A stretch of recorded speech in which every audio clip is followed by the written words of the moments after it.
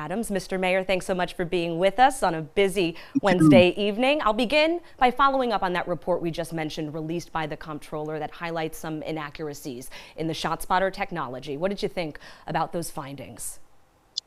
I think that the controlling his team, they may have good intentions, but they don't understand how the spotter operates.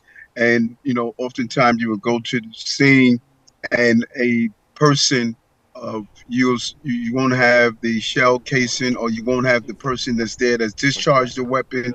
And so that may play a role in impact it. But we've found that this is an amazing tool, and I think that we need to listen to the police experts, and they did rigorous reviews over this tool. And if the police are telling us this is a great tool, I don't think a clerical review of it is going to be the analysis that we need.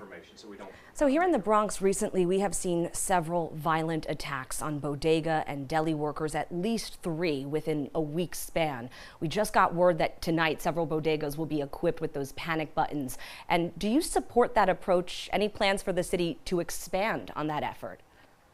Oh, yes, and I was in the Bronx last night. I visited one of the victims who was struck with a hammer.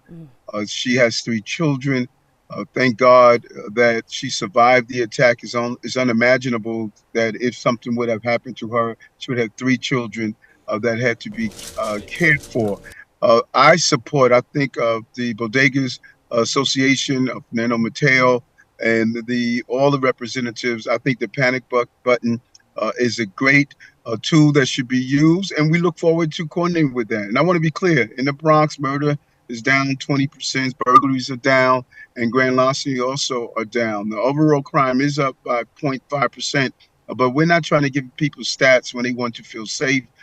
We know that the police are out there working hard to make sure we get many of these repeated violent offenders off our streets. You mentioned Fernando Mateo, and I believe he specifically called for a return of stop and frisk in the wake of these attacks on bodega workers.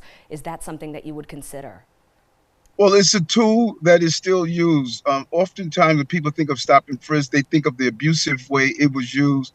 And I testified in federal court, and the judge mentioned my testimony as part of her ruling Floyd against the New York City Police Department.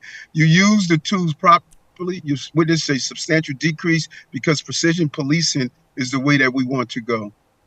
And Mr. Mayor, school out for summer officially after today. Just yesterday, though, here in the Bronx, we saw a 12-year-old get his hands on a gun, manage to shoot himself in the hand. What is the city doing to keep our kids away from the violence this summer and, of course, keep communities safe?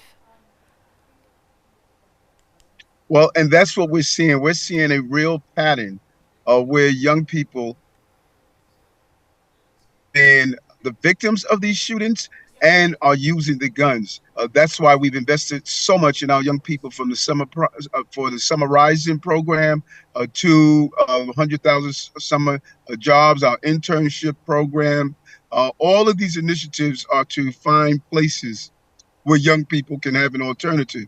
But we have to have an intervention and a prevention. And the prevention is we have to stop the flow of guns, partner with ATF and our joint task force that are in place, and then put in place those intervention measures where we apprehend those who are carrying and using these dangerous weapons. And again, far too often, we are allowing repeated offenders to come back on our streets. We saw it in the shooting of Detective Jonathan, who the person who was in the car with the shooter, who was arrested 20 times, but that person was out on a gun charge, and there was another gun found in the car. We have far too many repeated offenders that are making a mockery of our criminal justice system. Mr. Mayor, we appreciate your time and the conversation here on News 12 tonight. Be well. Thank you. Good to see you. Be well.